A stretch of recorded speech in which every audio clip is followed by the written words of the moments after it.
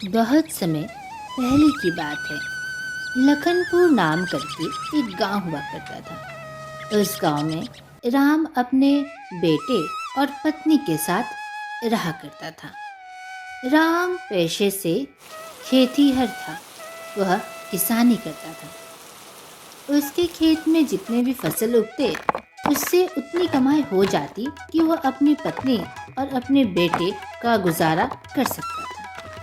राम का बस एक ही पुत्र था और उसका नाम मोहन था। मोहन पढ़ाई लिखाई करता था। वह जवान था लेकिन उसकी पढ़ाई पूर्ण नहीं हुई थी। वो अभी भी पढ़ ही रहा था। एक बार की बात है। एक बार गांव में इतनी बारिश हुई कि राम का सारा खेत बर्बाद हो गया। जितने भी फसल लगे हुए थे सब बर्बाद हो गए। नहीं, ये नहीं हो सकता। मैं बर्बाद हो गया। अब मैं क्या करूं? सेठ को पैसे देने थे। अब मैं क्या करूं? मुझे कुछ नहीं समझ में आ रहा। खेत में जितने भी फसल हुए थे सब बर्बाद हो गए। अब मैं सेठ को पैसे कैसे दूंगा? कर्ज लिया था, अब क्या करूं?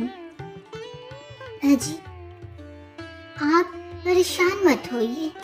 एक काम कीजिए, आप हमारा खेत ही बेच दीजिए और खेत बेचकर जितने पैसे होंगे वो आप सेठ को दे आइए जी। अब कोई रास्ता नजर नहीं आ रहा। अगर हम लोग सेठ को पैसे नहीं देंगे तो वो हमारा घर तोड़ देगा। और आपको तो पता ही है ना, पिछली बार जब वो आया था तो यह धमकी उसने दिया था। आप सेठ को पैसे दे दीजिए जी खेत बेच के। तभी राम के बेटा मोहन कहता है, पिताजी, मैं आपकी मदद करना चाहता हूँ। क्या करूँ? कुछ एक काम करता हूँ पिताजी। मैं बाहर चला जाता हूँ और कमाकर और पैसे कुछ इकट्ठे करके फिर लेते आता हूँ। यही कर सकते हैं पिताजी। आप खेत मत बेचिए। अरे बेटा, रहने दो। क्या करोगे? अभी तुम्हारे दिन तो पढ़ने लिखने के हैं। तुम जवान हो गए हो, ठीक है, लेकिन तुम्हारी पढ़ाई अब पूरी नहीं हुई है। तुम पढ़ाई करो बेटा, मैं देख लूंगा। तुम्हारा पिता अभी भी मजबूत है।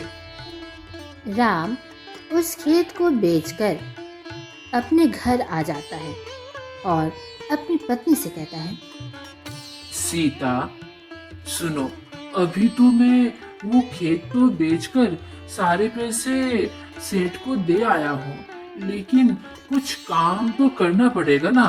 तुम्हें तो पता ही है। हाँ जी, आप बिल्कुल सही कह रहे हैं। मैं समझ सकती हूँ आपकी समस्या, और यह समस्या सिर्फ आपकी ही नहीं, हम सबकी है। इसलिए मैंने एक चीज सोचा है जो कि आपको मैं बताना चाहती हूँ। हमारे खेत के बगल में एक और खेत है। वो खेत सीमा का है। आप उससे जाकर कुछ काम मांगिए ना। हो सकता है वो आपको थोड़ा सा वो काम पर कुछ रख ले थोड़े दिन के लिए। 2-3 साल के बाद तो हमारे मोहन की भी पढ़ाई पूरी हो जाएगी, उसको भी नौकरी मिल जाएगी। बस 2-3 साल की ही तो बात है। हाँ भगवान, ये सुझाव तो बहुत ही अच्छा है। मैं कल ही जाता हूँ सीमा के पास, और हो सकता है वो हमारी कुछ मदद कर सकती है।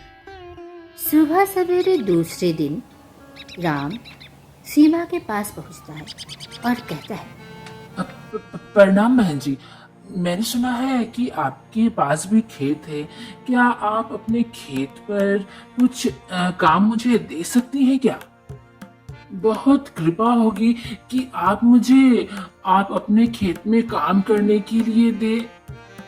हाँ हाँ ठीक है, मैं सुन रही हूँ तुम्हारी बात। मैं तुम्हें काम पर रख सकती हूँ, लेकिन मेरी एक शर्त है। शर्त मंजूर है तो बोलो। हाँ हाँ बहन जी, क्यों नहीं। आप मुझे बताइए तो कौन सी शर्त है? तो देखो सुनो, खेत में तुमको पूरा काम करना पड़ेगा। मैं कुछ काम वाम नहीं करने वाली हूँ। मैंने समझो कि तुम्हें खेत दे दिया। अब खेत में जितनी भी उपज होगी, जो भी खेती होगी, उसका आधा हिस्सा मेरा और आधा हिस्सा तुम्हारा होगा। बोलो मंजूर है तो ठीक है, कल से आ जाना काम पर, और नहीं मंजूर है तो जाओ यहाँ से। बता दो भाई, अभी बता दो। हाँ हाँ बहन जी, ये तो बहुत ही अच्छी बात है। मैं कल से ही काम पर आ जाऊंगा। राम ने बहुत ही कड़ी मेहनत करके बहुत ही अच्छे फसल उगाए। वहाँ पर सीमा आती है। सीमा को देखकर राम कहता है, देखिए बहन जी, कितने अच्छे फसल हुए हैं। हाँ हाँ ठीक है, लेकिन इसमें से तो कुछ खराब फसल भी दिख रहे हैं। मुझे कुछ नहीं पता है। जो भी आधा हिस्सा है वो मेरा है। मेरे हिस्से में सब अच्छे फसल आएंगे। जितने भी खराब वाले हैं वो तुम्हारे पास जाएंगे। यही थी मेरी शर्त। आधा हिस्सा मेरा, आधा हिस्सा तुम्हारा। अरे अरे, ये क्या कह रही हैं? फसल थोड़े से खराब हुए हैं, लेकिन इसमें मेरी कोई गलती नहीं है। ये वर्षा और ये धूप के कारण ऐसा हो गया है। थोड़े फसल तो खराब होंगे ही ना, इसमें मेरी इतनी मेहनत लगी है। ऐसे कैसे आप पूरा अच्छा फसल आप खुद रख लेंगे और खराब फसल मुझे दे देंगे? ऐसा कैसे हो सकता है? आप थोड़ा सा तो मेरी तरफ तो देखिए। ऐसे कैसे आप कर सकती हैं? सीमा कहती है, मुझे ये सब कुछ नहीं पता है। बस मैंने कह दिया सो कह दिया। राम घर जाता है और बहुत ही उदास था। तभी उसका बेटा मोहन कहता है, पिताजी, आप इतने उदास क्यों दिख रहे हैं? आखिर आपको क्या हुआ है? राम ने पूरी बात अपने बेटे को बताई। तब राम का बेटा मोहन कहता है, पता है पिताजी, उस सीमा चाची के बारे में मैंने बहुत कुछ सुना है। मैंने लोगों से कहते हुए सुना है कि वो लोगों को बहुत ही बेवकूफ बनाती है। अपनी चालाकी से सबको बेवकूफ और बुड़बक बनाती है। लगता है पिताजी, आपको भी उसने अपने जाल में फंसा लिया है। और देखिए, आपकी इतनी मेहनत करने के बावजूद आप घर पर देखिए सिर्फ 2 बोरी अन्न लाए हैं। क्या करूं बेटा? अच्छे फसल तो सब उसने रख लिए, खराब फसल मेरी नसीब आ गया। खराब फसल में सिर्फ 2 बोरी ही ठीक धान था, जो कि मैं घर लेके आया। बेटा, पिताजी, आप मुझे आज्ञा दीजिए। आप मुझे बस आज्ञा दे दीजिए कि अब से खेत मैं जाऊंगा। आप पढ़ाई की चिंता मत कीजिए। मैं घर आके अच्छे तरीके से मन लगा के पढ़ाई भी करूंगा। और अब आप देखिएगा मैं उस सीमा चाची को किस तरह से मजा चखाता हूँ। दूसरे दिन मोहन पहुंच गया सीमा के पास और कहता है, चाची, मुझे ना आपका खेत चाहिए और उसमें काम करना है। मुझे 6 महीने के लिए आप अपना खेत दे दीजिए।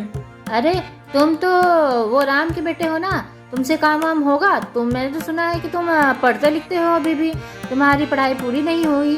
तुम कर लोगे काम? हाँ हाँ, मैं काम कर लूंगा ना। मेरे पिताजी किसान है, तो मैं भी किसान ही हुआ ना। आप मुझे खेत दे दीजिए, वहाँ पर मैं काम करूंगा।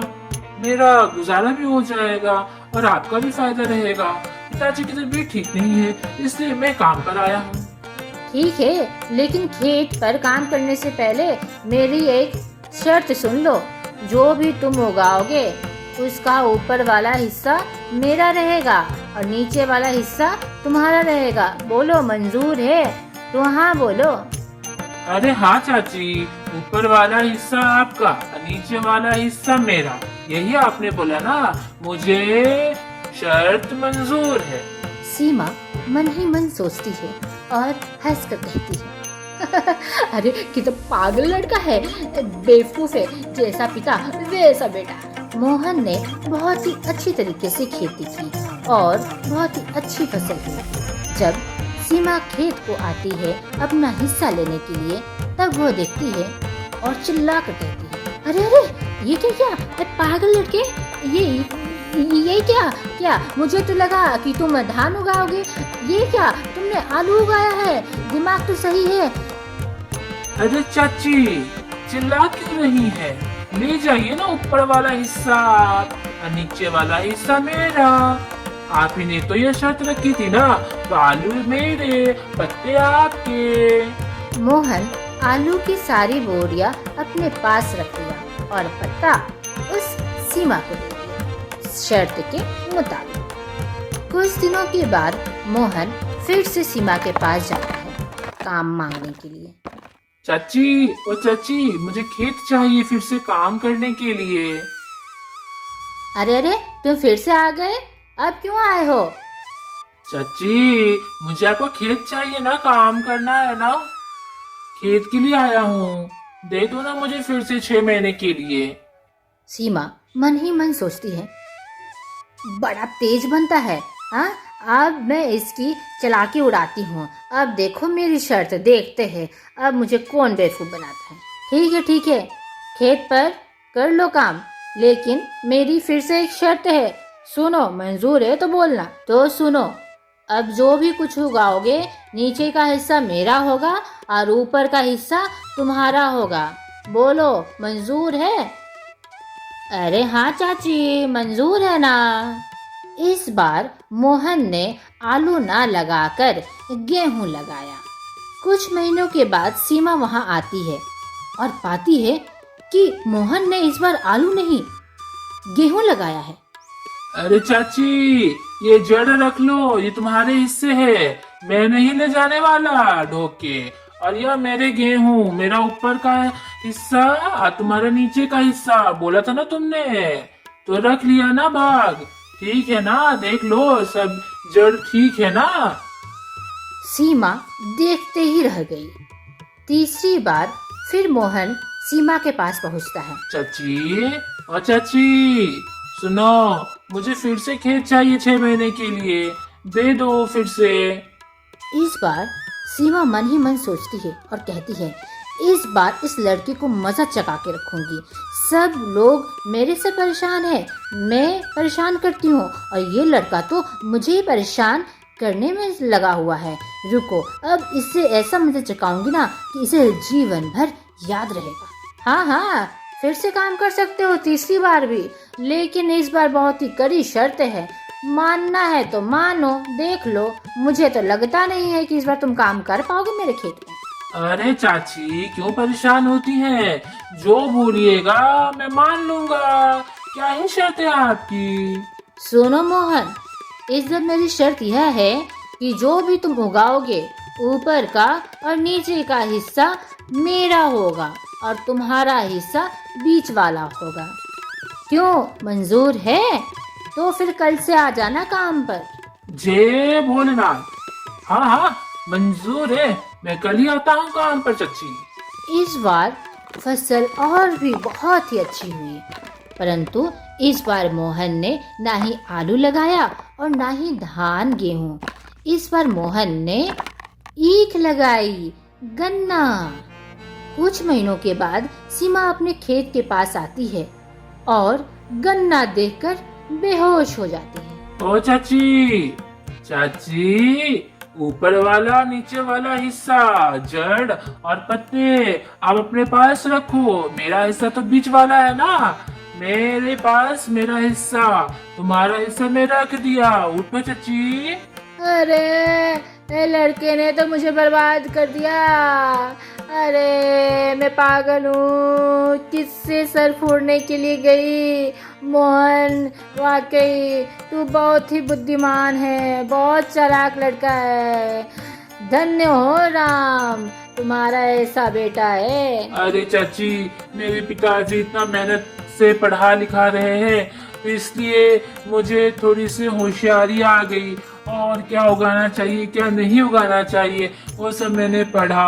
और तुम इतना चालाकी करती हो ना, और तुम सबको परेशान करती हो, इसलिए मैंने सबक सिखाने के लिए तुम्हारे साथ ऐसा किया चाची, बुरा मत मानना। अरे, सही में मुझसे बहुत बड़ी गलती हुई। अब मैं गांव वालों को कभी भी बेवकूफ नहीं बनाऊंगी। बेटा, मुझे माफ कर दो। अरे चाची, आप आधे गन्ने आप रखो, आधे गन्ने मैं रखता हूँ, आप ले जाओ हंसी खुशी से, लेकिन आइंदा से कभी भी किसी को परेशान मत करना चाची। उसके बाद से सीमा कभी भी किसी को परेशान नहीं करती और किसी को ठगती नहीं। उस दिन के बाद से सीमा बहुत ही अच्छे से लोगों से पेश आती और लोगों की मदद भी किया करती। वहीं दूसरी ओर राम, उसका बेटा मोहन और पत्नी बहुत ही अच्छी से खुशी खुशी रहने लगे। तो देखा दोस्तों, आज की कहानी से हमें यह सीख मिलती है कि अगर अच्छी तरीके से, बुद्धि से अगर काम लिया जाए तो हर मुश्किल काम संभव हो सकता है। आज का प्रश्न, क्या बता सकते हैं कि मोहन के गांव का क्या नाम था?